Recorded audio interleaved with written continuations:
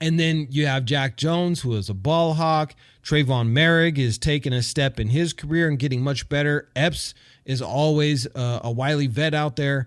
And then we've got some great additions as well. Palomau, he's going to take another step. Divine Diablo hopefully can stay healthy because he's proven that he can be good.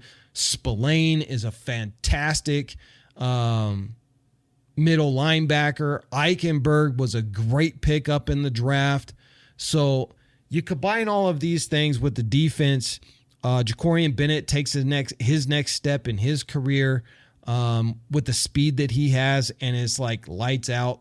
I mean, we were number one in points allowed defense at only allowing 16 points a game at the end of the year.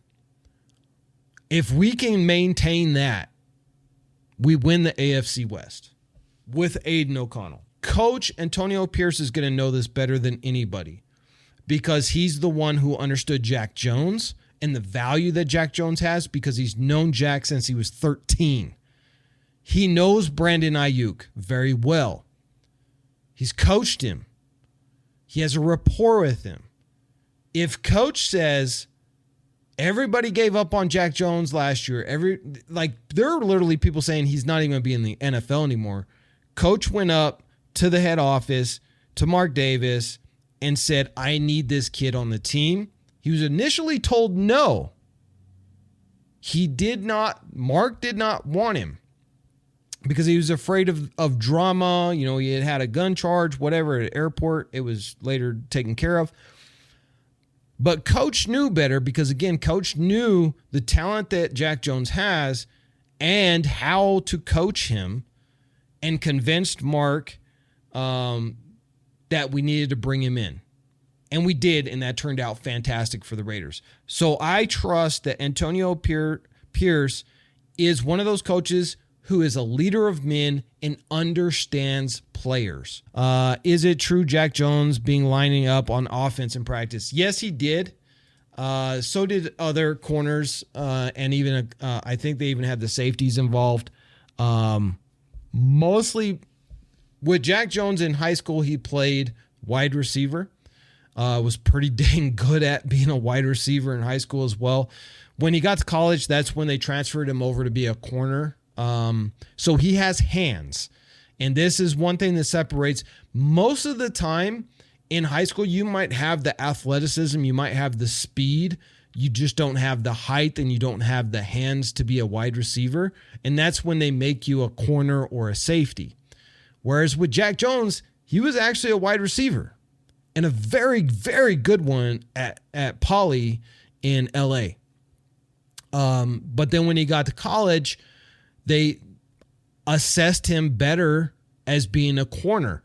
And so in the NFL, you see those hands come into play. You see those wide receiver skills come into play with those 2 pick sixes that he did last year. And that makes him very, very, very dangerous out there because he has the athleticism. And here's the thing that I love about Jack Jones. Jack Jones has superior anticipation. He understands the playbook of the opposing offense. He studies tape, and he just has great instincts. And that's why he's able to jump on it. Now, when he was under Belichick's defense, because remember, Belichick was the head coach, but he's the defensive guru.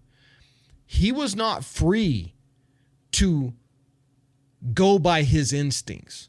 When he got to the Raiders, Antonio Pierce already knew this kid and the value that Jack Jones had. And he told Jack, dude, the chains are off. Follow your instincts. If the play is there, take advantage. If it's not, don't. Play smart, but you got no restrictions. If your instincts tell you to jump that pass, jump it. And that's exactly what he did last year. We all seen the Michael Jordan-esque behind the back interception against the Chargers, and we all seen the nasty stare down of Patrick Mahomes on Christmas Day.